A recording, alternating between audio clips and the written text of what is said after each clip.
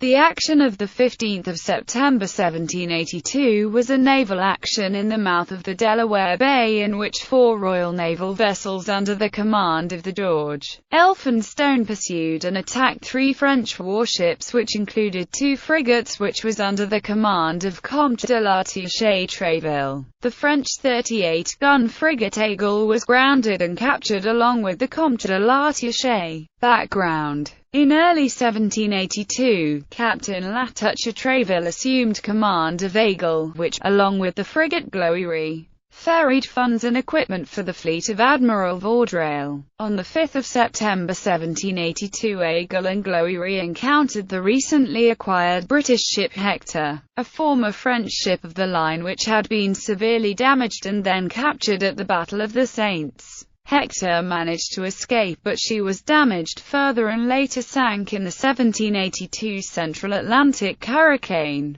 Aigle and Gloire went on to capture the brig HMS Raccoon off the Delaware River on 10 September 1782. On 13 September, a small British squadron consisting of HMS Vestal, HMS Bonetta, and the prize Sophie, led by Captain George Elphinstone in HMS Warwick, and HMS Lion, sighted the 3 vessels anchored in the Delaware River off Cape Henlopen Light. The British set out in chase. Captain George Elphinstone, in the 50-gun ship Warwick, dispatched the lighter vessel's 28-gun frigate Vestal, the sloop Bonetta and the Sophie under command of Richard Keats as they were to traverse shallow waters. Action: Aigle and Gloire were soon hotly pursued into the Delaware by 3 Royal Navy vessels. The French were able to navigate the sandbanks with the help of Raccoon's pilot, who agreed to help the French for a payment of 500 louis d'or. The Gloire succeeded in getting so far up the river that she could not be attacked with any prospect of success. The British ships had to traverse the shallows having no pilot on board. Aigle, which now had most of Raccoon's crew, was soon grounded, while the Vestal and Bonetta, drawing less water, were dispatched to attack the French frigate. The Vestal ran aground on the starboard quarter of the Aigle, the Bonetta anchoring within 200 yards of her larboard quarter, while the Sophie anchored under her stern. La Touche had cut away her masts in an attempt to lighten her, and when that failed, had holes bored in her hull. The ships were so judiciously placed that Aigle was unable to bring a gun to bear on them, and, after receiving a few broadsides,